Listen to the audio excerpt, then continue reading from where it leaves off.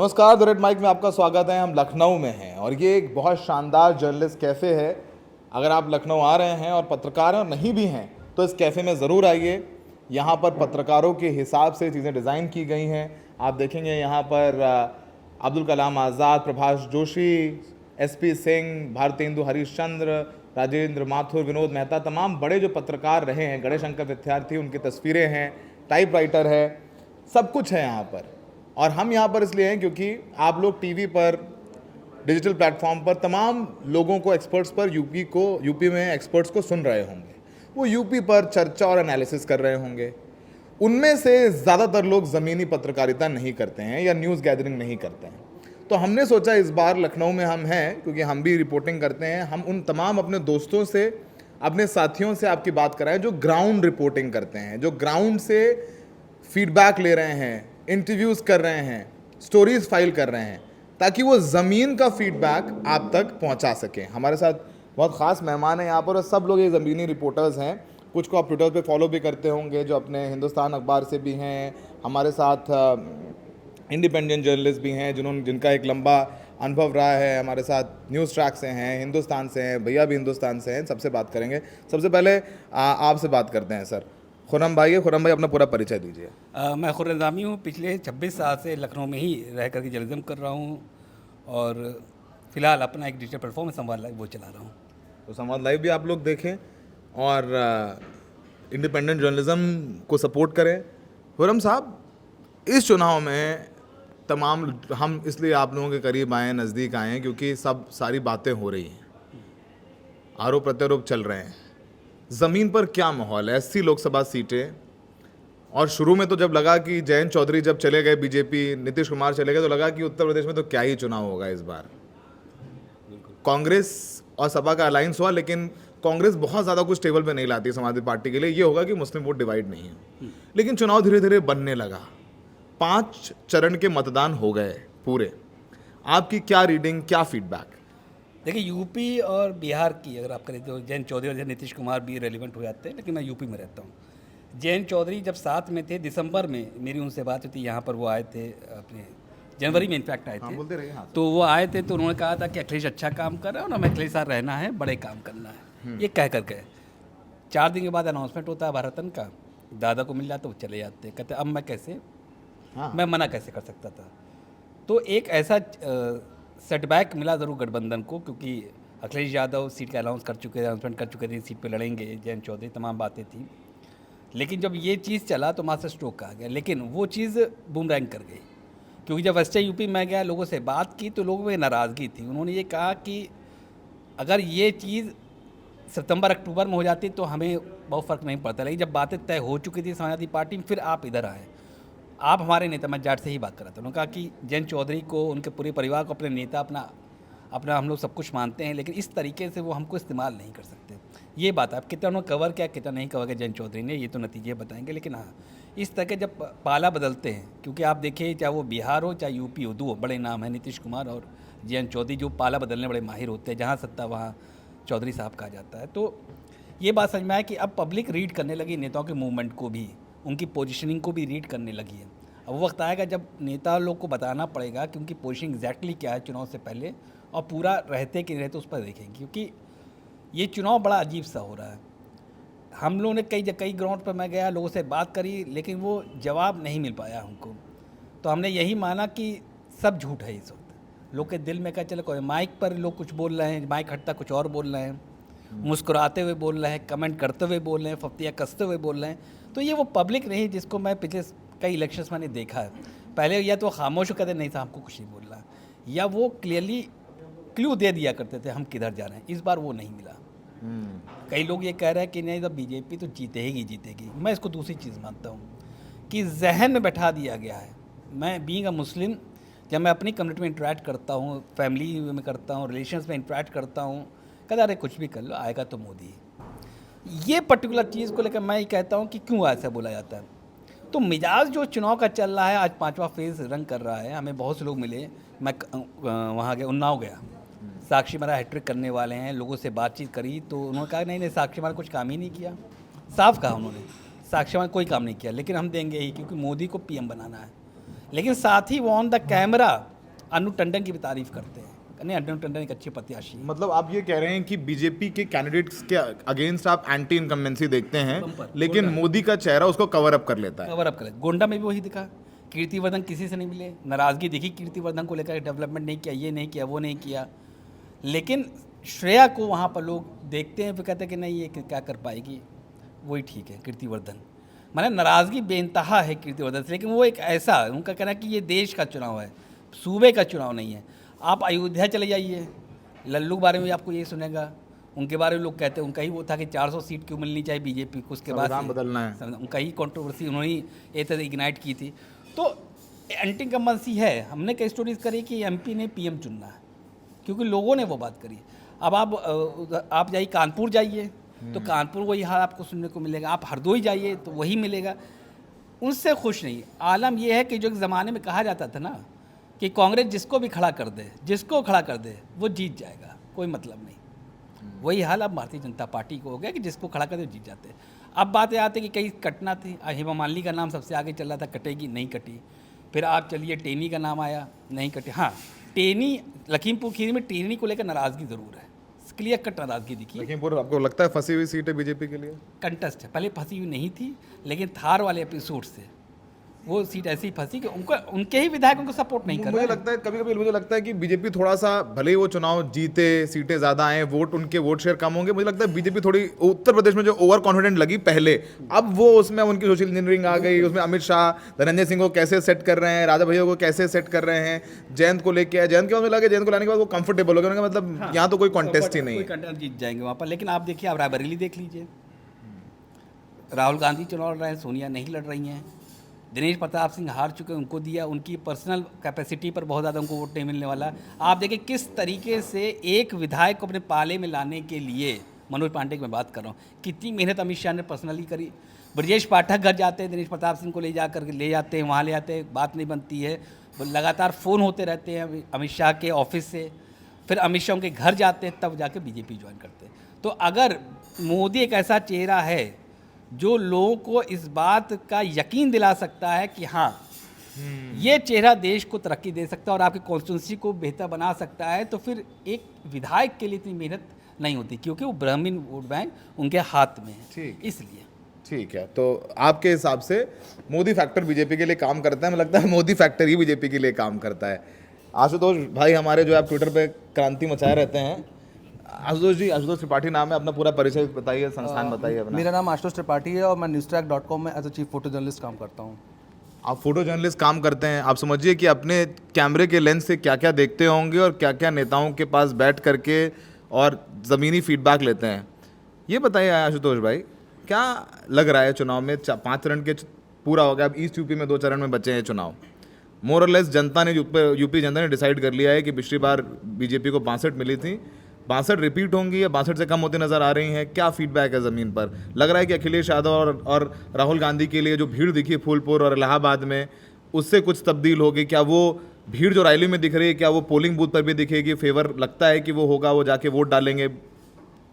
UP जो गढ़ रहा है वो हमेशा से भाजपा का रहा है और यहाँ पे भाजपा ने हमेशा से बेहतर प्रदर्शन किया है। लेकिन इस बार जो एक तबका है जो कि महंगाई से, बेरोज़गारी से त्रस्त है, वो इस बार इनका बायकॉट कर रहा है। जैसे कि आज का ही मैं आपको एग्जांपल देता हूँ। आज मैं मलियाबाद तहसील में गया था, वहाँ पर एक गांव था लुधौली, जिसके पूरे गांव ने ही बहिष्कार कर रखा था वोट का। तो कहीं ना कहीं एक तबका ऐसा अब आ गया है जिसने विरोध करना शुरू कर दिया है। विरोध करना शुरू कर दिया, लेकिन लोग खुल के बोल रहे हैं। आपको लगता है कि अवध में या ईस्ट यूपी में ये अग्निवीर योजना है या वो काम कर रही है बीजेपी के अगेंस्ट, या फिर अग्निवीर योजना से जो नाराज़गी है उसे मुफ्त राशन पार्ट दे रहा है? मुफ्त राशन हर जगह काम नहीं कर पा रहा है और अग्निवीर से के जितने लोग पक्ष में, उससे ज़्यादा विरोध में भी लोग हैं। बहुत लोग ऐसा भी मान रहे हैं कि ये हमें कुछ दिन की नौकरी दे देगा, उसके बाद सब खत्म, फिर से हमें फ्रेश स्टार्ट लेना पड़ेगा एक। तो कहीं ना कहीं बहुत सारे लोग इनके विरोध में भी है। लेकिन जो मेरा आकलन है, मुझे जो लगता है कि इस बार भाजपा पिछले लोकसभा चुनाव से बेहतर प्रदर्शन नहीं कर पाएगी। नहीं कर पाएगी बीजेपी, बेहतर नहीं कर पाएगी। अगर उतना भी रिपीट कर ले तो समझ लीजिए कि बहुत बड़ी बात है कि थर्ड टर्म में बीजेपी अगर 62 भी लाती है तो भी समझ लीजिए कि लेकिन पिछली बार मुझे लगता है कि जीत के मार्जिन बीजेपी के थे 4 लाख, जैसे उन्नाव में 4 लाख से ज़्यादा जीते थे, 4 लाख, फतेहपुर सीकरी 4.5 लाख, तो लाखों में जीत हुई थी। तो कितना कवर होगा वो ग्राउंड? इस बार जैसे राजनाथ सिंह के लिए सबने आह्वान किया है कि अब की बार 5 लाख, लेकिन मुझे कहीं ना कहीं लगता है कि पिछले बार से भी कम आंकड़े रहेंगे इस बार। जैसे पिछली बार तकरीबन 2.5 लाख वोटर्स जीते थे, मुझे लग रहा है इस बार वो इससे भी कम से जीत पाएंगे और जीत जाएंगे। हाँ, राजनाथ सिंह की सीट तो निकल जाएगी, उसमें कोई। बगल में जो मोहनलालगंज सीट है जहाँ कौशल किशोर हैं, कैंडिडेट हैं, बीजेपी के केंद्र में मंत्री भी हैं, उनका सुना उनकी सीट थोड़ी फंसी हुई है। देखा जाए तो उनका जो उनकी पत्नी का काफ़ी विरोध हुआ था अभी बीच में, कुछ दिन पहले काफ़ी विरोध हुआ, तो आर.के. चौधरी बहुत मजबूती से लड़ रहे हैं और मुझे लगता है कि आर.के. चौधरी इस बार एक अच्छी टक्कर देंगे उन्हें। आर.के. चौधरी अच्छी टक्कर देंगे। और भाइयों से बात जाते, क्या हाल आपका? कोई नहीं, मैं सीट खींच लेता हूँ, सबके बगल में जा जाके जगह बनाना बहुत ज़रूरी है। क्या नाम है आपको, पूरा बताइए, परिचय बताइए। मैं शाश्वत मिश्रा हूँ, हिंदुस्तान अखबार में कार्यरत हूँ इस समय लखनऊ में। और युवाओं के बीच, क्योंकि ख़ास तौर पे हायर एजुकेशन देखना होता है, लखनऊ विश्वविद्यालय, AKTU, सारी जगहों पे आना जाना होता है, तो ख़ास तौर पे युवाओं से उस तरीके से लगाव भी है, उनसे परिचय भी है, उनके विचारधारा को भी जानते हैं और उनके व्यूज़ को भी मिलते रहते हैं। युवाओं के दिल में क्या है? युवाओं के दिल में सिर्फ एक चीज़ है, जो कि उत्तर प्रदेश में पिछले 5 वर्षों में शायद कहीं ना कहीं लैकनेस रह गई है, चाहे वो प्रदेश सरकार की रही हो, चाहे ही वो केंद्र सरकार की लैकनेस रही हो, कि युवाओं को एक ही मांग है, रोजगार नहीं, नौकरी। रोजगार और नौकरी में थोड़ा सा डिफ्रेंशिएशन है। नौकरी उनको सरकारी चाहिए, रोजगार नहीं चाहिए। आउटसोर्सिंग में आप उनको नौकरी दे दीजिए, वो नहीं चाहिए। 10-12 हज़ार रुपये उनको आप सैलरी दोगे, 3 साल 4 साल उसी में वो काम कर रहे हैं बिना विदाउट इंक्रीमेंट। 12 हज़ार में मान लीजिए आपको नौकरी मिलती है, सामने आपका सिविल हॉस्पिटल है, 12 हज़ार में आपको नौकरी मिलती है, आप तभी जाएंगे। 4 साल से मान लो काम कर रहे हैं, 1 रुपये नहीं बढ़ा। और दिक्कत क्या है? दिक्कत ये है कि 12 हज़ार पे भी उनको रखने के लिए, आप बेहतर बताएंगे, आप पिछले 20 साल से मेडिकल ही देख रहे हैं, लेकिन दिक्कत ये है कि उस पर भी 12 हज़ार के रखने के लिए भी उनसे पैसा लिया जाता है। आउटसोर्सिंग वाली कंपनी पैसा लेती है, तो ये सबसे बड़ी समस्या है। आउटसोर्सिंग कल्चर अगर भारत सरकार ने लागू किया है तो आउटसोर्सिंग का भी अलग नियम है। 2004 में उत्तर प्रदेश सरकार ने शासनादेश जारी किया था कि आउटसोर्सिंग तक उतने ही पदों पे हो सकती है जितना कि सृजित पद हों। जैसे कि मान लीजिए किसी संस्थान में 1500 सृजित पद हैं, वहाँ पे नियमित कर्मचारी 1200 हैं, तो 300 आउटसोर्स रख सकते हैं। इतनी प्रॉब्लम है तो क्या लोग, ये जो युवा हैं, ये इस मुद्दे पर बीजेपी के खिलाफ वोट करेंगे? सवाल ये है, या क्या उनके घर वाले बीजेपी के खिलाफ वोट करेंगे? सवाल ये है, क्या फिर वो राम मंदिर के नाम पर, फिर या फिर ब्रांड मोदी उनके लिए इतना बड़ा हो जाता है कि अरे मोदी जी नहीं रहेंगे तो भाई पता नहीं क्या हो जाएगा इस देश में। एक मोदी जी की ब्रांड बिल्डिंग भी तो ऐसी हुई है, जो एडवर्टीजमेंट में खर्चा है, तो वो तो लोगों को लगता है ना, मोदी नहीं तो और कौन, तो वो भी तो एक जहन में बात आती है। मेरे ख्याल से उत्तर प्रदेश में युवाओं के दिलों में खासकर मोदी की इमेज थोड़ी सी घटी है। ये मेरा खुद का मानना हो सकता है, खासतौर पर रहने के लिए, लेकिन मोदी की इमेज थोड़ी सी घटी है। योगी जी चढ़े हैं उनके दिमाग में, वो योगी जी को देख के वोट देंगे। योगी जी अगर जिस रैली में जा रहे हैं उसके बाद वहाँ का पूरा नज़रिया बदला जा रहा है चुनाव का, तो योगी जी को देख के भले ही वोट दें। मोदी जी से थोड़ी नाराज़गी, जैसा कि आपने इससे पहले बोला कि अग्निपथ योजना, उसके अंतर्गत अग्निवीर है, अग्निवीर से भी नाराज़गी है। क्यों नाराज़गी? क्योंकि गाँव के युवा जो हमेशा से दौड़ते रहते थे, आज भी यहाँ पर कल्चर है कि सुबह वो शाम वो दौड़ लगाते हैं। सेना में भर्ती का एक चलन होता था कि हाँ मुझे सेना में जाना है, वो किशोरावस्था से उसमें जाने के लिए जूझते रहते थे। वो आज के समय में दिक्कत है, उनको कहीं ना कहीं उनका मनोबल टूटा है इस चीज़ से। और ग्रामीण क्षेत्रों में रोजगार का सबसे बड़ा जरिया ही पुलिस में भर्ती हो जाओ, फौज में चले जाओ, सिक्योरिटी हो जाती है, जॉब सिक्योरिटी हो जाती है। अभी हम लोगों ने अपने हिंदुस्तान की ओर से कई सारे युवा संसद का आयोजन किया, जगह जगह कॉलेजों में गए, स्कूलों में गए। उसमें 3-4 चीज़ें जो मुख्य तौर से निकल के सामने है, उसमें एक बड़ा मुद्दा आया पेपर लीक का। पेपर लीक एक ऐसा मुद्दा है जो युवाओं की मेहनत के साथ खिलवाड़ करता है, उनको हताश करता है। क्यों? क्योंकि यहाँ पे कपूरथला है, आपका रायपुरा में कई जगह हैं जहाँ पे बाहर से बस्ती, देवरिया, पूर्वांचल के अन्य ज़िलों से लोग आकर यहाँ पे तैयारी करते हैं। उसके बाद 6-6 महीने बाद पेपर होता 1000 रुपये फीस दी पेपर की, उसके बाद फिर सेंटर पड़ गया मुरादाबाद, कहीं अलग, फिर ट्रेन से जा रहे हैं धक्के किराया भाड़ा लगाया। खाके, किराया भाड़ा लगा कि वहाँ पे मेहनत कर रहे हैं, एग्ज़ाम दे रहे हैं और अंततः एग्ज़ाम पेपर लीक हो गया। बोले कि ये सब तकलीफें हैं, पर ये युवाओं के लिए क्या एक मुद्दा है? जैसे कि मुझे वेस्ट यूपी में बहुत युवा मिले, वो नाराज थे, उन्होंने बोला कि हम वोट नहीं देंगे, या तो वोट देने नहीं गए और गए भी तो बीजेपी को नहीं दिया। ऐसे तमाम युवा मिले, कुछ ऐसे भी मिले, उनको लगता है चलो ठीक है देख लेंगे, इस बार दे देते हैं। तो ये ईस्ट यूपी में अवध में क्या है? क्योंकि मुझे लगता है यहाँ वेस्ट यूपी तो फिर भी लोग संपन्न हैं, यहाँ वो संपन्नता नहीं है ग्रामीण क्षेत्रों में। यहाँ पे लोगों के पास ज़मीनें भी कम है। जैसे वेस्ट यूपी में आपको बड़े बड़े किसान मिलेंगे, या तो कोई बहुत ज़मीन है या तो भूमिहीन है। यहाँ पे वो है सबके पास थोड़ा थोड़ा 5-5, 6-6 बीघे, वो भी कच्चे वाले हैं। तो उस दिक्कत की बात, जैसे पिछली बार भाजपा का यूपी में प्रदर्शन 62 सीटें भाजपा की आई, 10 सीटें आपकी बसपा की आई, 5 सीटें सपा की आई, 2 सीटें अपना दल ले गई। तो इस बार क्या कहते हैं वो सिस्टम नहीं है। 1 सीट कांग्रेस को भी आई थी इस बार, क्योंकि सपा और बसपा गठबंधन में लड़ रही है। तो सपा कांग्रेस, हाँ सॉरी, सपा और कांग्रेस पर गठबंधन में लड़ रही। बसपा इस बार 0 होने जा रही है। बसपा का कोई कहीं खाता नहीं खुल रहा है। लेकिन बहन जी है क्या, विधानसभा चुनाव में बिल्कुल नील बटा सन्नाटा, 1 सीट मिली लेकिन वोट से 12.5% है उनका। नहीं, बहन जी का वोट शेयर जरूर है, लेकिन वो वोट शेयर सिर्फ बीजेपी के लिए फायदेमंद होगा, जो कि अन्य प्रत्याशियों के लिए। क्योंकि अभी आपने बहन जी को ही देखा, सीतापुर में आकाश आनंद ने रैली की थी, कुछ अपशब्द बोले, मुकदमा दर्ज हुआ, उनको पद से हटा दिया। मतलब ये क्या है कि आपने अपने जिसको खुद ही घोषित किया उसको हटा दिया। बहन जी की समस्या हो गई है थोड़ी, लेकिन जो है उनके वोटर जो उनको छोड़ते हैं, उनको लगता है मायावती जी को मजबूत करके रखो, अपना नेता मजबूत होना चाहिए, तो क्या करेंगे? सर अपना पूरा परिचय बताइए। मेरा नाम सुशील सिंह है, मैं हिंदुस्तान लखनऊ से हूँ। सर मैं आपसे थोड़े बड़े सवाल पूछूंगा आपसे, क्योंकि आपका अनुभव भी ज़्यादा है। क्या उत्तर प्रदेश में अमेठी में स्मृति ईरानी का कुछ इस चुनाव में लग रहा है कि गड़बड़ होगा, या फिर किशोरी लाल जी को वो हरा देंगी, या 55,000 से उन्होंने राहुल गांधी को हरा दिया, क्या वो चलता रहेगा? स्मृति ईरानी को लेकर के बड़ा एनिग्मा है, और मुझे लगता है अमेठी की सीट पे सबसे ज़्यादा चर्चा भी है। तो क्या फीडबैक मिला आपको अपने रिपोर्टर्स से, आपका क्या फीडबैक है उस सीट पर? वैसे अमेठी का चुनाव इस बार जो है बड़ा टफ है स्मृति ईरानी के लिए, क्योंकि वहाँ लोगों का जो गुस्सा बहुत ज़्यादा लोगों में वो है कि कभी आई नहीं, कोई विकास का काम नहीं हुआ, इसको लेकर बड़ी नाराज़गी है। जैसा कि हम तो नहीं गए अमेठी, बट हमारे यहाँ सीनियर या मैं न्यूज़पेपर में जो पढ़ रहा हूँ उसके अनुसार यही कहना है कि इस बार उनके लिए बहुत टफ होगा वहाँ से जीत पाना। अमेठी में 4 दिन रह के आया हूँ। हाँ बताओ तो अमेठी का ये हाल है इस वक्त कि अमेठी में मामला अब 1920 का नहीं है, 1921 का मामला है। केएल शर्मा कहीं प्लस में है। क्यों प्लस में, उसके पीछे कारण ये है क्योंकि अमेठी में उनका जुड़ाव स्मृति ईरानी से भी पहले से है, 40 साल का पुराना जुड़ाव है। गांव के, मान लीजिए अमेठी का हम एक इलाका बता दें आपको, मुसाफिरगंज पड़ता है, गौरीगंज पड़ता है। गौरीगंज में आप जाएंगे, आपको 10 गाँव के नाम नहीं मालूम। स्मृति ईरानी की बात कर रहे हैं, नहीं मालूम होंगे। केएल शर्मा को गांव का भी नाम मालूम है, गांव में रहने वाले प्रधान का नाम मालूम है, उनके आदमियों का भी नाम मालूम, वहाँ के निवासियों का नाम। क्यों मालूम? क्योंकि वो फरियाद पहले राहुल गांधी से पहले उनके पास आती थी, और उनके पास फरियाद आती तो उसका निराकरण भी करते थे, उनकी समस्याओं को सुनते भी थे, इसीलिए उनको चौथा गांधी भी कहा जाता है। लेकिन ये मुझे बताइए, मुझे लगता है कि आज जो गाँव से गाँव गए तो वहाँ बड़ा बीजेपी ने धन बल का बड़ा प्रयोग किया है अमेठी रायबरेली में। ये तो है, वहाँ पे देखिए हर जगह लगभग थोड़ा कहीं ना कहीं लगता है कि कोई भी अगर सपा का है या कांग्रेस का था, ठीक ठाक था, मजबूत, उसको दबाव डाला गया। तो इस ये नाराज़गी है लोगों में कि ज़बरदस्ती जबरिया, लेकिन वो व्यक्तिगत भले वोट कर दें, बट हमें नहीं लगता है कि लोगों को और लोग इससे उनके कहने से दे देंगे वोट। ये क्योंकि ये देखिए विधानसभा के चुनाव से बिल्कुल अलग चुनाव होता है, विधानसभा का चुनाव अलग होता है।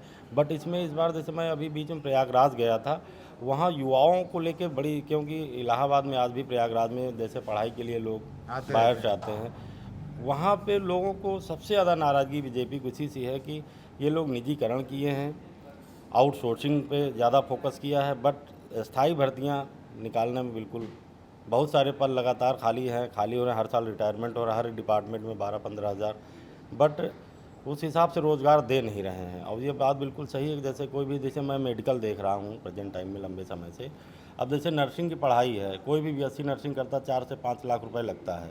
कोई भी परिवार किसी भी तरीके से पढ़ाया, उसके बाद नौकरी क्या मिलती है, जो जैसे SGPGI या कहीं पर आउटसोर्सिंग नर्सिंग में हमारा ख्याल 18,000 समथिंग मिलती है सैलरी।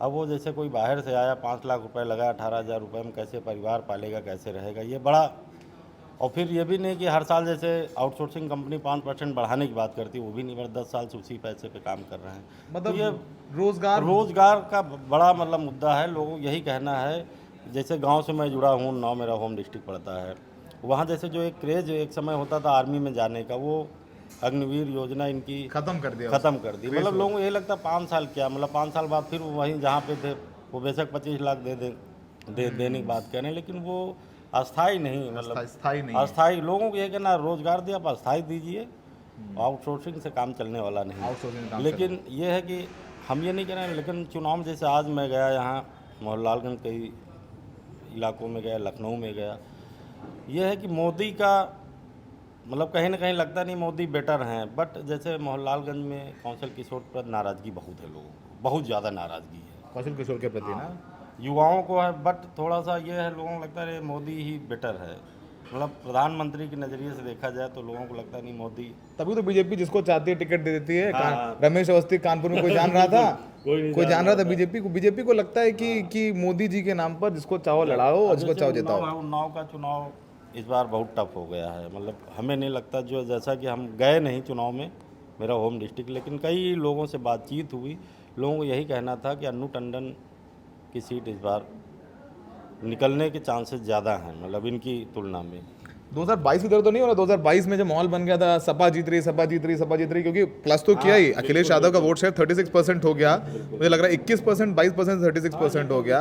जो वोट परसेंटेज बहुत बड़ा, लेकिन सीटें उतनी नहीं आई क्योंकि कवर बहुत करना था। तो ये माहौल बन गया कि भाई जीत रहे हैं, वो 2022 का विधानसभा ना हो जाए, 4 को ही पता चलेगा। चलेगा। लेकिन आप देखिए ग्राउंड से जो लोग आते हैं, देखो कैसे अमेठी के बारे में किसी ने बताया कि स्मृति ईरानी को 10 गाँव के नाम नहीं पता होंगे, लेकिन ग्राउंड रिपोर्टर जो मेहनत करके 4 दिन आया अमेठी में बता रहा है ना आपको, भैया ने बताया ना। इसीलिए बोलता हूँ कि इसीलिए मैं इन लोगों के पास आया हूँ और रिक्वेस्ट करके इन लोगों को लेके आया हूँ कि ये बात आप तक पहुँचाए। सर आपका नाम क्या है पूरा? मेरा नाम नीलेश चौहान है, मैं न्यूज़ 1 इंडिया का क्राइम रिपोर्टर हूँ। क्या देख रहे हैं इस चुनाव में?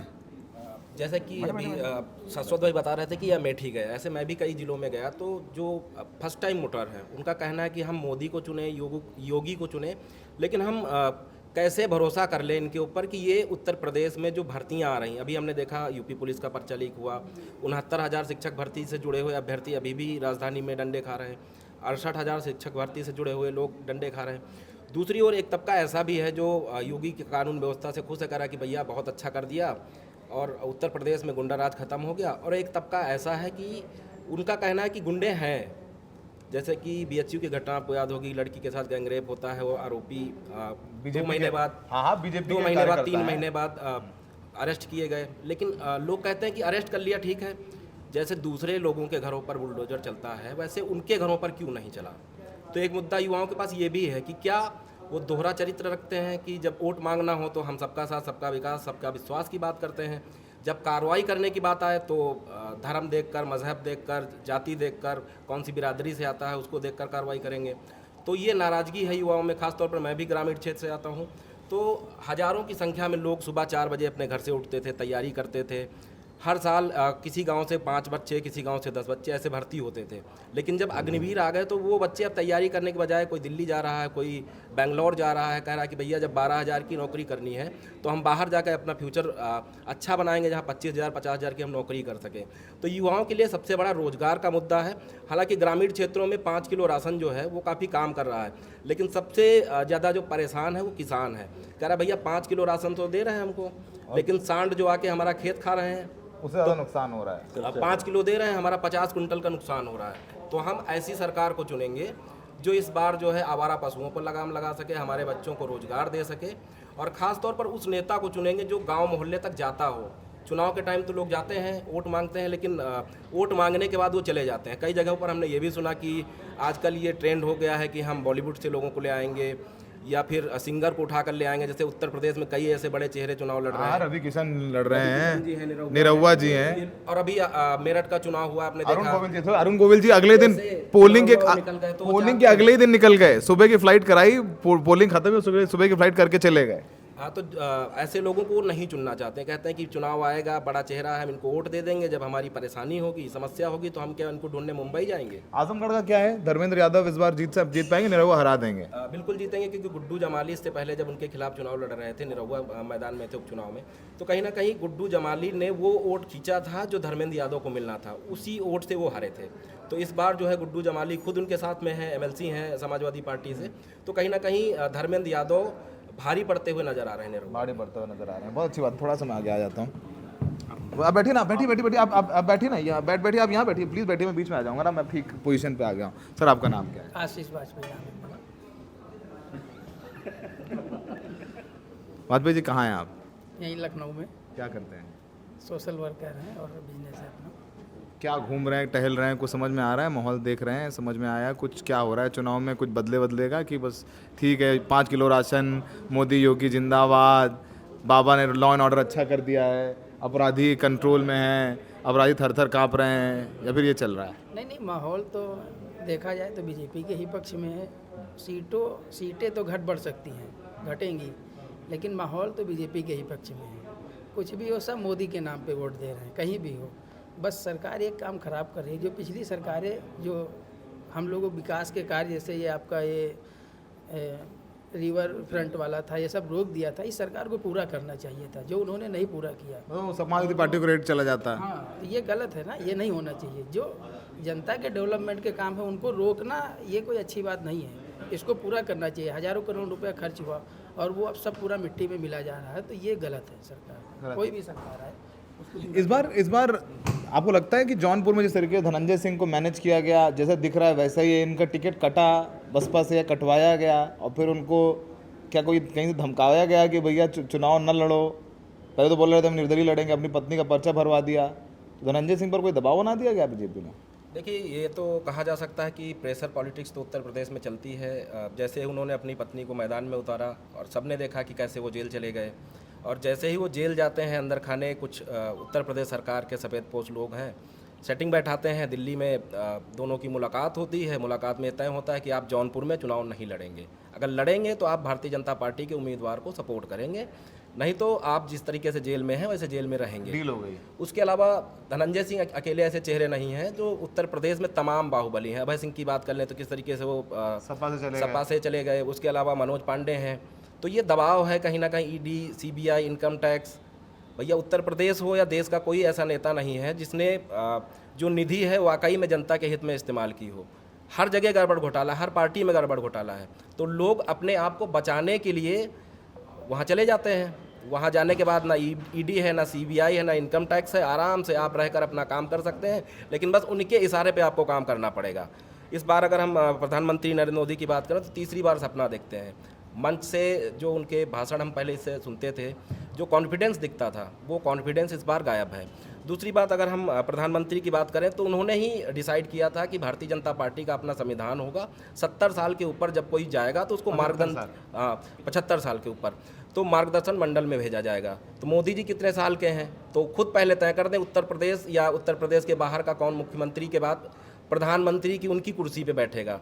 उत्तर प्रदेश के लोग चाहते हैं योगी आदित्यनाथ कुर्सी पे बैठे, और गुजरात के लोग चाहते हैं। उत्तर प्रदेश में मोदी से ज़्यादा योगी पॉपुलर लगते हैं। उत्तर प्रदेश ने, उत्तर प्रदेश के बाहर भी आप देखिए कि अभी हाल फिलहाल में जहाँ भी चुनाव हुए, चाहे वो मध्य प्रदेश हो, राजस्थान हो, उन तमाम जगहों पर योगी आदित्यनाथ के बुलडोजर के मॉडल को अपनाया गया। तो ये कहा जा सकता है कि योगी आदित्यनाथ की जो प्रतिष्ठा बढ़ रही है, नाम बढ़ रहा है, कद बढ़ रहा है, वो उत्तर प्रदेश के बाहर भी बढ़ रहा है। क्या वो लगता है अमित शाह और बीजेपी के दिल्ली वाली टीम को चुभने लग गए हैं योगी आदित्यनाथ? बिल्कुल ये कहा जा सकता है, क्योंकि जिस तरीके से योगी आदित्यनाथ उत्तर प्रदेश में बेहतर कानून व्यवस्था स्थापित करने का काम कर रहे हैं, हालांकि कुछ उनके ऐसे अधिकारी हैं जो उनको गुमराह करते हैं, उन तक सही बातें नहीं पहुंचती। अगर वो बातें उन तक सही पहुँचें तो वाकई में उत्तर प्रदेश में बेहतर काम किया जा सकता है। लेकिन योगी जी का बढ़ता हुआ कद, चाहे वो उत्तर प्रदेश के भारतीय जनता पार्टी के नेता हों, समाजवादी पार्टी के नेता हों, कांग्रेस को, सबको चुभ रहा है। क्योंकि प्रधानमंत्री नरेंद्र मोदी के बाद उत्तर प्रदेश के बाहर सबसे ज़्यादा अगर किसी नेता की डिमांड होती है तो वो योगी आदित्यनाथ है। आप केरल चले जाइए, तमिलनाडु चले जाइए, जो हिंदी भाषी क्षेत्र नहीं, वहाँ पर भी लोग योगी जी को सुनने आते हैं। असल में बीजेपी के लिए दो चीज़ें काम करती हैं, मोदी भी काम करते हैं और योगी भी काम करते हैं। तो बीजेपी को दोहरा कवच है बीजेपी के पास उत्तर प्रदेश में। देखिए बिल्कुल 2022 का चुनाव अगर हम देखें तो मोदी जी के नाम पर वो चुनाव नहीं लड़ा गया। हाँ, योगी के नाम। योगी के नाम पर, योगी के बुलडोजर के नाम पर चुनाव लड़ा गया। कहीं ना कहीं उस बुलडोजर का ही नतीजा है कि उत्तर प्रदेश में पूर्ण बहुमत की सरकार भारतीय जनता पार्टी की है। अगर वैसा ही लोकप्रियता लगातार योगी जी की बढ़ती रहेगी तो मोदी जी का रिटायरमेंट करीब है, तो लोग डिमांड करेंगे कि योगी आदित्यनाथ को देश का प्रधानमंत्री बनाया जाए। तो कहीं ना कहीं गुजरात और जो अन्य जगहों के लोग हैं उनको ये बातें चुभेंगी। आप मानते इत्तेफाक रखते हैं योगी से ज़्यादा मोदी से ज़्यादा योगी पॉपुलर हैं? ये तो हम नहीं कहेंगे, लेकिन हम ये जो 75 साल वाला केजरीवाल जी ने खेला है दिमाग, वो ये मान लीजिए भारतीय जनता पार्टी के जो कार्यकर्ता हैं उनके मनोबल को कम करने में पूर्णतया वो सफल हो गए हैं। हाँ, कि मतलब ये योगी को हटा देंगे और आपका वोट अमित शाह को जाएगा। इमोशनल तौर पे उन्होंने इसका सबसे अच्छा मध्य प्रदेश का उदाहरण दिया था। वहाँ पे जब इनको हटाया गया शिवराज जी को, तो काफ़ी कार्यकर्ताओं को मन में थोड़ा दुख हुआ। उसी को उठा के इन्होंने योगी जी पर ये बात कही, जिससे उत्तर प्रदेश का भारतीय जनता पार्टी का कार्यकर्ता का मनोबल टूटा। और जो इस समय चुनाव में दिख रहा है कि उस उत्साह के साथ वो वोट निकाल कर बूथ पर नहीं ले जा रहा है। उसने मान लिया कि अब जीतना है तो जीतेंगे और नहीं तो कोई बात नहीं। अरे ये भी तो एक बात है कि लोग, मैं तमाम जब विधायक सांसदों और कार्यकर्ताओं से मिलता हूँ, बीजेपी कार्यकर्ता से मेहनत बहुत कराई जाती है, लेकिन जब उसके कुछ काम धाम होते हैं, जब उसको कुछ केस मुकदमा या जब पार्टी में कुछ बनने, या चलो कभी कभी होता है ना कहीं कोई टेंडर आदि भी मिल जाए तो उसको जो है मॉरल साइंस का लेक्चर पिला दिया जाता है, उसको सामाजिक विज्ञान की घुट्टी पिला दी जाती है कि तुम बीजेपी कार्यकर्ता हो, अनुशासित कार्यकर्ता हो। ये उनको पुराना याद दिला दिया जाता है सपा का, कि देखिए सपा की तरह आप मत बनिए, अन्यथा ये जो है पार्टी का नुकसान होगा। क्योंकि जो काम लिए जाते हैं वो गलत तरीके से, अगर आप सही होंगे तो ऑटोमेटिक आपका काम किया जाएगा। कार्यकर्ताओं की सुनवाई होती है बीजेपी में? मुझे तो लगता है बहुत कम होती है। चलिए, अब मैं आप कहते मोहित, आप सुन रहे थे तो क्या माहौल आपके हिसाब से लग रहा है कि बीजेपी 50-50 माहौल है यूपी में? इस बार कोई ये नहीं कहता कि हमारी लहर या हमारी लहर है। वोटर टर्नआउट इस समय जो विपक्ष का ज़्यादा है, बीजेपी का कम है। विपक्ष अपना वोट निकाल ले रहा है, बीजेपी को कम आंक रहे हो? विपक्ष का निकालना नहीं पड़ रहा, विपक्ष का वोटर अपने आप निकल के जा रहा है बूथ तक। आप बूथों पे लगी लाइनें सुबह 7 बजे से देख लीजिए, विपक्ष का वोटर लग जाता है लाइनों में, और बीजेपी वालों के सोचते हैं अब अच्छा धूप कम हो जाए तो जाएंगे या भीड़ कम हो जाए तब जाएंगे। ये हो रहा है, बाकी उसके बाद इलेक्शन कमीशन जाने। इलेक्शन कमीशन पे ये बताइए कि आपसे खुर्रम भाई, ईस्ट यूपी में, पूर्वी यूपी में, अब मैं आ रहा हूँ वापस आपके पास, पूर्वी यूपी में, पूर्वांचल में मुख्तार अंसारी की मौत का फ़ायदा बीजेपी को हुआ या नुकसान हुआ? इलेक्टोरल पॉलिटिक्स की बात करें तो इलेक्टोरल पॉलिटिक्स बात करेगा तो दोनों को फ़ायदा हुआ है। कौन कितना बना पाता देखने वाली बात है। मतलब बीजेपी के व्यू पॉइंट से देखते हैं तो बीजेपी ने मुख्तार अंसारी को देखिए जिस तरीके से ख़त्म किया गया, वो आप देखिए, वो मुख्तार अंसारी पंजाब से कैसे लाया गया, वो हेडलाइन बनी, हेडलाइन मैनेजमेंट वहाँ भी हुई, धीमे धीमे वो ख़त्म हुआ। तो जब वो चैप्टर क्लोज होता तो दूसरा चैप्टर खुलता है दूसरे अपोजिशन के सामने। उसमें अखिलेश यादव गए थे, उनके घर गए थे, अफजाल के घर गए, बवाल हुआ, कहा भी गया कि मैयत पढ़ने चले गए, तमाम उन पर आरोप लगे। लेकिन अखिलेश यादव को क्यों नहीं जाना चाहता, मेरा सवाल ये है।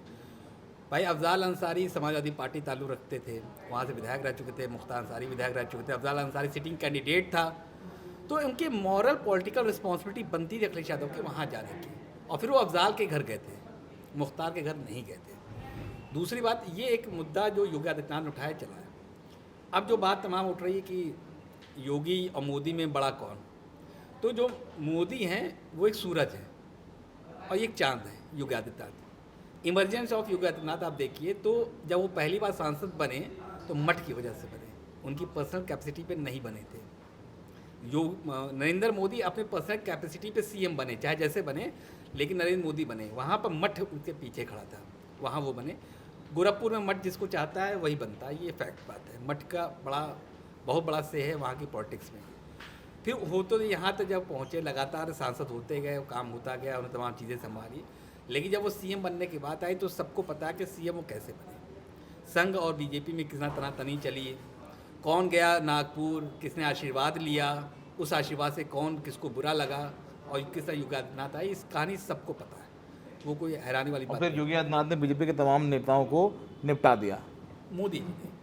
क्योंकि जो चमक है योगी जी की देखिए आप ऐसे मान लीजिए, चलिए आप कहा कि मुझे लगता है कि मोदी जी और योगी दोनों ही नेताओं को निपटा देते हैं, अब कोई ये बड़े स्तर पर, मोदी कोई जी का छोटे तो स्तर है, और इसका तो केजरीवाल साहब ने नाम लिया कि वो आते ही उन्होंने अडवाणी साहब को कहा जाता था बीजेपी के 3 लाल, अटल, अडवाणी और वो मुरली मनोहर, तीनों गायब हो गए। अटल जी तो 9 साल तक खबरों से गायब ही रहे, कहाँ हैं, कैसे हैं, क्या है, किसी को पता ही नहीं था। तबीयत नासाज और जब हाँ मतलब वही वो आउट ऑफ रेलिवेंस हो गए थे, तबीयत नासाज थी, मैं वो बात नहीं कह रहा हूँ, लेकिन उनको कोई पूछे वाला नहीं था। फिर आप आइए जब अडवाणी जी का देखिए, अडवाणी जी भी रेलिवेंट हो चुके हैं, उन्हीं की बनाई हुई, उन्हीं की यात्रा जो निकाली, सब कुछ उन्होंने किया, कोई और नहीं किया, मोदी जी ऊपर आ गए। तो मोदी जी की ये टैक्टिस है। आप केजरीवाल ने जो नाम लिए, कहा कि 75 रिटायर होना चाहिए, यही चीज़ वजह से यहाँ टिकट नहीं कट पाया उत्तर प्रदेश में, 75 वाली बात थी। आप देखिए तो बहुत से लोग को पर्सनली मोदी जी नहीं चाहते थे उनको जाए, उनको ऑफर दिए कि उन्होंने नहीं माना। बहुत बड़े बड़े नाम थे, उन्होंने कहा कि आप गवर्नर बन जाइए, उपराष्ट्रपति बन जाइए, उन्होंने कहा नहीं मैं चुनाव लड़ूंगा। तो ये बात अब मोदी जी ऑप्शन देते हैं, मतलब जब बड़ा कद हो, राजनाथ सिंह को भी दिया था। दीजिए, तो जब बड़ा कद होता है तो आप उसको ऐसे नहीं उड़ा सकते ना।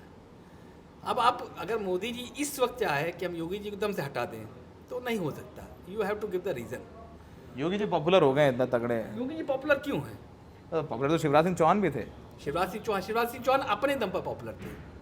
आप ऐसे उठाइए कि मान लीजिए कि सेंट्रल में सरकार दूसरी होती, यहाँ बीजेपी की सरकार होती और योगी आदित्यनाथ उसके मुख्यमंत्री होते, तो जिस तरीके उनका कार्यकाल चल, क्या वैसे चल पाता? याद करें अखिलेश यादव की दिक्कत होती, राम नाईक साहब थे, चिट्ठियाँ पे चिट्ठियाँ आती थी, उसका चिट्ठियाँ नहीं बंद हो गई थी राजभवन से, तो चिट्ठियाँ तो फिर भी आती।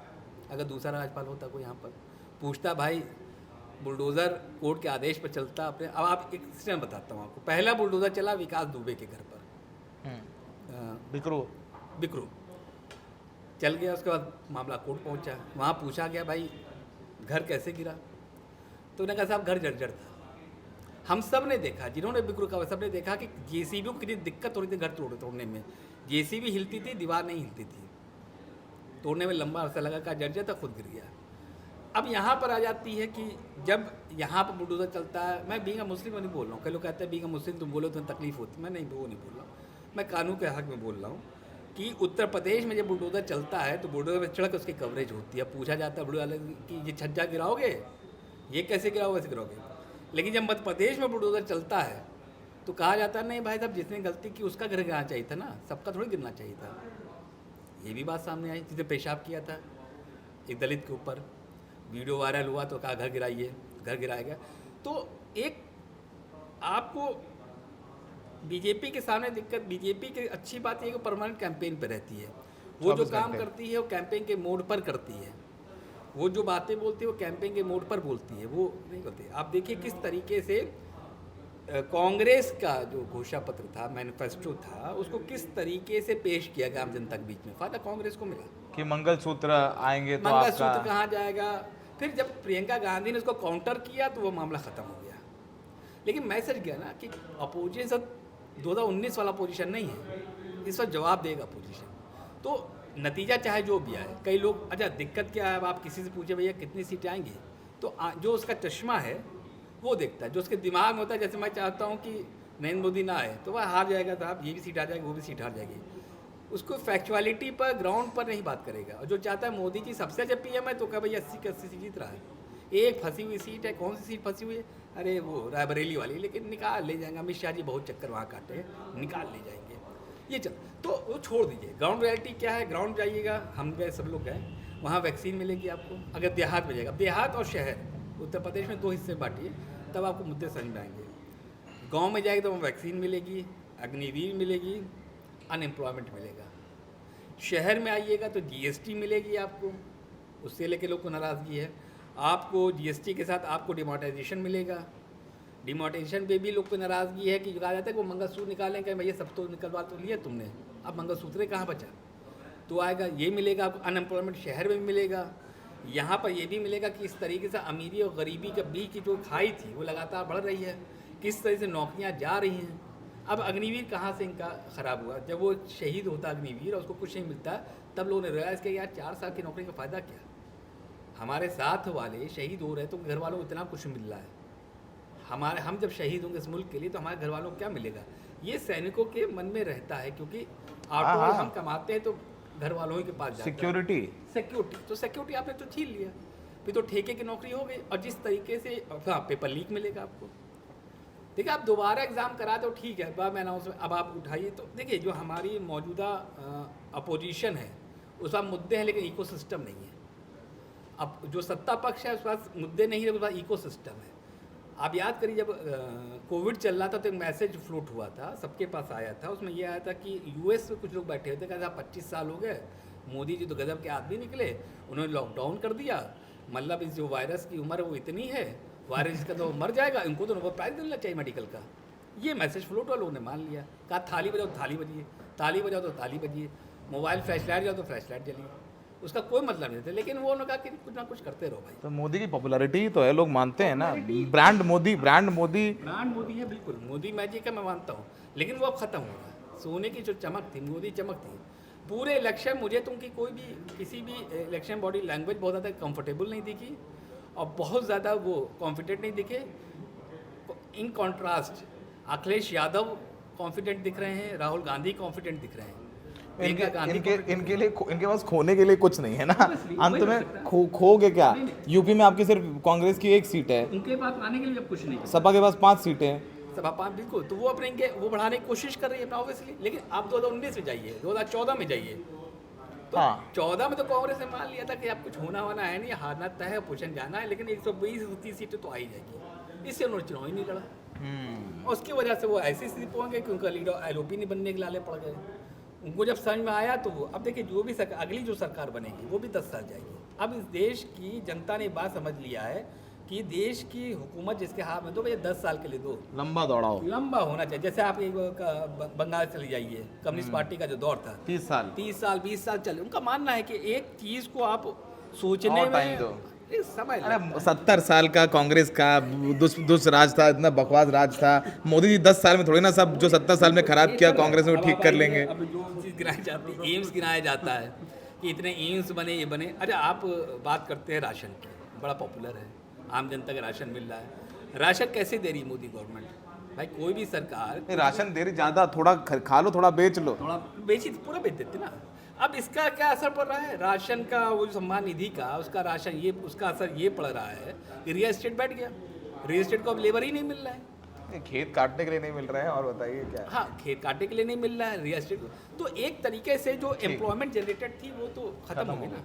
अब ब्रांड अखिलेश का क्या लग रहा है आपको? क्या वो अखिलेश यादव यहाँ पर कांग्रेस बहुत ज़्यादा कुछ टेबल में नहीं लाती है? हाँ, मुस्लिम वोट्स में डिवीजन नहीं होगा, कुछ यूनिटी लग रही है, दोनों साथ में एक नेचुरल अलाई की तरह लगते हैं। 2017 में बहुत समाजवादी पार्टी के अंदर गुटबाजी थी, अखिलेश के खिलाफ 5 साल की एंटी इनकम्बेंसी थी। 2017 में वो लड़के यूपी के काम नहीं आए।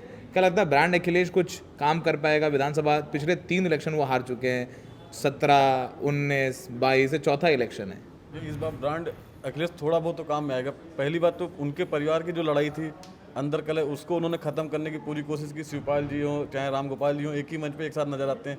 दूसरी चीज़, जो उनके पार्टी के नेता बयान दे देते थे, जैसे 2022 के चुनाव में देखिए आप, मुख्तार अंसारी के बेटे के बयान की वजह से इनको काफ़ी सीटों का नुकसान हुआ। तो इस बार के चुनाव में भी ये 5वां फेज़ का इलेक्शन आज हो रहा है और 6ठे फेज़ 7वें फेज़ 2 फेज़ बचे हैं। अभी तक सपा की तरफ से किसी भी नेता का ऐसा कोई बयान नहीं आया है जिसमें मीडिया को मौका मिला हो कि वो उनको बदजुबानी नहीं हुई। तीसरी चीज़, पूरे इलेक्शन में 5वें फेज़ में अखिलेश अपना कैंपेन केवल कर रहे हैं नौकरी, महंगाई, बेरोजगारी, इलेक्टोरल बॉन्ड और जो भी घोटाले हुए उन पर वो बात कर रहे हैं। ना तो मोदी जी की तरफ मंगलसूत्र पे बात कर रहे हैं, ना तो वो 1 भैंस 2 भैंस की बात कर रहे हैं, ना 1 मकान 2 मकान की बात कर रहे हैं। मोदी जी 2014 में आए थे तो कहते हैं मैं देश नहीं बिकने दूंगा, अब 2022-24 में कह रहे हैं मैं भैंस नहीं बिकने दूंगा। तो जनता अब जानती है, वो समझ रही है, वो देख रही है। और दूसरी चीज़, आप सोशल मीडिया से ही सरकार बनी थी 2014 में। आप सब लोगों को पता है कि ट्विटर, फेसबुक, इंस्टाग्राम ने ही बीजेपी की सरकार बनाई थी पूरे देश में। और इस बार जो ट्विटर, इंस्टाग्राम और फेसबुक का आप जो कहीं से भी डेटा या रिकॉर्ड निकाल लीजिए, कांग्रेस, सपा, इन दोनों की जो भी कैंपेनिंग है इन पे सोशल मीडिया पे वो सबसे एक नंबर ने बहुत काम किया था, ऐसा नहीं है, वो एक एस्पेक्ट था, डिजिटल उनका सोशल मीडिया एक एस्पेक्ट था, लेकिन बहुत काम किया था ज़मीन पर। नहीं तो ज़मीन पे 2014 में अमित शाह इंचार्ज थे उत्तर प्रदेश के और 71 सीटें जिताई उन्होंने। सोशल इंजीनियरिंग क्या ज़बरदस्त की, वो क्रेडिट नहीं ले सकते हैं। सोशल इंजीनियरिंग पे इस बार वो किया विपक्ष भी काम कर रहा है। मोदी का ब्रांड बनाया उन्होंने। ब्रांड बनाया, लेकिन सोशल इंजीनियरिंग पे विपक्ष भी इस बार काम कर रहा है। अखिलेश ने जो भी टिकट दिए हैं, उन्होंने मुश्किल से मुश्किल 5 या 6 यादवों को टिकट अपने ही परिवार के 5 यादव लड़ रहे हैं उनके। बाकी उन्होंने कहीं भी किसी यादव को टिकट नहीं दिया।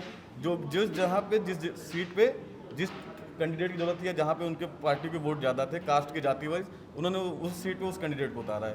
तो ये उनके लिए एक फैक्टर प्लस फैक्टर काम कर रहा है। दूसरी चीज़ MY समीकरण जो आप जान ही रहे हैं कि मुस्लिम वोट इस बार किसी दूसरी पार्टी में भटक नहीं रहा है। इसके लिए मोदी जी सबसे ज़्यादा परेशान है। वो हर तरीके से पहले फेज से ही आ गए थे मुसलमानों पे। पहले फेज का वोट पड़ा नहीं, वो सीधे मुसलमानों पे आ गए कि मुस्लिम ये, मुस्लिम वो, मुस्लिम फलाना, मुस्लिम धमाका। और अभी तक वो मुस्लिम पे कर रहे हैं, लेकिन ध्रुवीकरण कर नहीं पा रहे हैं। और उसके बाद वो अपने काम भी दिखाते हैं कि मैंने मुसलमानों के लिए ये किया, वो किया, वो किया। लेकिन पिछले 10 सालों में उन्होंने इतनी लिंचिंग हुई उनके बयानों से, और अभी भी होती हैं, उस पर वो बात करने से पीछे हटते हैं। मुस्लिम्स की बात कर रहे हैं तो बस एक चीज़ बोल दूं, तो अभी एक इंटरव्यू उन्होंने इंडिया टुडे को दिया था, उसमें गज़ा की बात की थी कि जब बॉम्बिंग हो रही थी तो मैंने कहा कि अरे भाई रमज़ान में ना करो, मैंने कुछ की तो पता नहीं कुछ है। अब सबसे क्लास ये है कि मुसलमान एक अरसे से खामोश हैं, आप कुछ भी कर लीजिए, हल्ला नहीं, कोई दुबई मतलब से बहुत हल्ला किया, अभी हाँ, शांत है। कोई मतलब ही नहीं। तो मैं यही कहता हूँ कि मुस्लिम वोट बैंक अगर अब भी एग्जिस्ट करता है तो मोस्ट रेलिवेंट है, लेकिन फिर भी रेलिवेंट है। बहुत रेलेवेंट है, बहुत बढ़िया बात बोली। ब्रांड अखिलेश के बारे में क्या कहना है? आपको लग रहा है कि ब्रांड अखिलेश 3 चुनाव हार चुके हैं अखिलेश लगातार, इस चुनाव में अगर वो बहुत ख़राब परफॉर्म करते हैं या उनकी टैली 5 से 15 नहीं होती, मैं बोल रहा हूँ 15 नहीं होती है, तो उनके लिए एक मेजर सेटबैक होगा। और भले ही चाचा शिवपाल साथ हैं उनके, लेकिन जनता भी बहुत लंबे वक्त जब आप सत्ता से बाहर रहते हो, धीरे धीरे आपका काडर भी टूटने लग जाता है। देखिए, इस बार अखिलेश यादव की अगर बात करें, समाजवादी पार्टी की बात करें, तो माहौल ज़रूर बदल रहा है, क्योंकि युवा काफ़ी नाराज़ है। अखिलेश यादव के आप जो है रैलियों को सुने, उनके प्रेस कॉन्फ्रेंस को देखें, तो कहीं ना कहीं वो पिछले 3 से 4 सालों से उन्हीं मुद्दों को उठा रहे हैं जो उत्तर प्रदेश के युवाओं के मुद्दे हैं। चाहे वो शिक्षा भर्ती से जुड़े मुद्दे हों, या फिर जो है महिलाओं से जुड़े मुद्दे हों, या भर्तियों के जो पर्चे लीक होते हैं उनके मुद्दे हों, उन मुद्दों पर वो काम कर रहे हैं। इसलिए युवा उनके साथ है। ख़ास तौर पर जो इस बार पहली बार वोट करने जा रहा है युवा, उसको भी समझ में आ रहा है कि उत्तर प्रदेश में कौन बेहतर वातावरण दे सकता है। युवा कहते हैं कि जब हम अखिलेश की सरकार में 10वीं 12वीं पास करते थे तो हमें लैपटॉप मिलता था, इनकी सरकार में पास होते हैं तो कहीं ना कहीं वो सुविधाएं नहीं मिल पाती हैं। उसके अलावा अगर हम बात करें ग्रामीण क्षेत्रों की, तो अखिलेश ने ग्रामीण क्षेत्रों के युवाओं के लिए भी काम किया। बीजेपी सरकार की अगर हम बात करें तो ग्रामीण क्षेत्रों में स्कूल तो बड़े पैमाने पर खोले गए, डिग्री कॉलेज बड़े पैमाने पर खोले गए। आपको याद होगा कि एक बाराबंकी से वीडियो वायरल हुआ था, वो था लॉ कॉलेज का, कि लॉ कॉलेज के अंदर किस तरीके की व्यवस्थाएं चल रही, लोग कॉपी रखकर छाप रहे हैं। तो ऐसे में क्या उम्मीद हम उन वकीलों से करेंगे, क्या उम्मीद हम उन युवाओं से करेंगे जो ग्रामीण इलाकों में जो डिग्री कॉलेज है, जिनको बड़ी बड़ी यूनिवर्सिटी से संबद्ध कर दिया गया, वहाँ पढ़ नहीं रहे हैं, वो छाप रहे हैं। तो ऐसे में वो युवा कहाँ जाएगा? युवाओं को बेहतर शिक्षा चाहिए, बेहतर वातावरण चाहिए, और बेहतर वातावरण को बनाए रखने वाली सरकार चाहिए। इसलिए युवा भी बदलाव चाहता है। तो हमने समझने की कोशिश की बहुत सारी बातें, अंततः बात यही है कि अभी विपक्ष के पास मुद्दे तो हैं, पर वो इकोसिस्टम नहीं है, जो खुर्रम भाई ने बात बोली। और वो इकोसिस्टम नहीं है, जिसके चलते मुझे लगता है बीजेपी थोड़ा 20 नज़र आती है, ज़्यादा नज़र आती है। लेकिन पहले जो लगा, चुनाव में लड़ाई नहीं है, लड़ाई हो रही है। जिन सीटों पर विपक्ष ने अच्छे उम्मीदवार दिए हैं, मजबूर उम्मीदवार दिए हैं, जाति समीकरण को साधा है। मोदी की लहर नहीं है जो 2019 में थी, लेकिन 2019 में मार्जिन इतने थे लाखों में कि कितना कवर कर पाएंगे। तो हमने कोशिश करी कि ज़मीन पर मेहनत करने वाले, पसीना बहाने वाले रिपोर्टर्स से आपकी बात कराएं। उनकी बातें आपको नज़र आएगा थोड़ी सी अलग है उन लोगों से, जो फील्ड में नहीं जाते हैं, थोड़ा एनालिसिस पे ज़्यादा ध्यान रहता है। इसीलिए हम इन आवाज़ों को भी आप तक लाना चाहते थे। सहयोगी शायन के साथ सौरभ शुक्ला, द रेड।